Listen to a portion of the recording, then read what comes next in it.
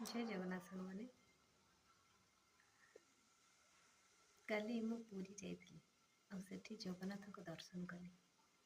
ମୋ ଦର୍ଶନଟା ଏମିତି ଥିଲା, ମୁଁ ଭାବିନଥିଲି ଯେ ଏମିତି ଦର୍ଶନ ହେଇପାରିବ ବୋଲି। କାହିଁକିନା ବହୁତ ଭିଡ଼ ଥିଲା। ମାନେ କହନ୍ତି ନା ଜନ ସମୁଦ୍ର, ସେଇ ପରିକା ସମୁଦ୍ର ପରିକା ଭିଡ଼। ମୁଁ ଭାବିଲି ଏତେ ଭିଡ଼ରେ ମୁଁ ଦର୍ଶନ କରିପାରିବିନି, କିନ୍ତୁ ଭଗବାନଙ୍କର ଲୀଳା ଅପରମ୍ପାର। ଯେଉଁ କହନ୍ତି ନା, ସେ ଚକା ଆଖିରେ ଯେତେବେଳେ ଆଖି ମିଶିଯାଏ ନା, ଆଖିରୁ ଆପେ ଆପେ ଲୁହ ଝରିଯାଏ। ସେଇ ଅନୁଭବଟା ମୁଁ କାଲି କରିଛି। ସତ କହୁଛି, କାହିଁକି କେଜାଣି ମନ କଥାଟା ସମସ୍ତଙ୍କ ସହିତ ସେୟାର କରିବାକୁ ଇଚ୍ଛା ହେଲା।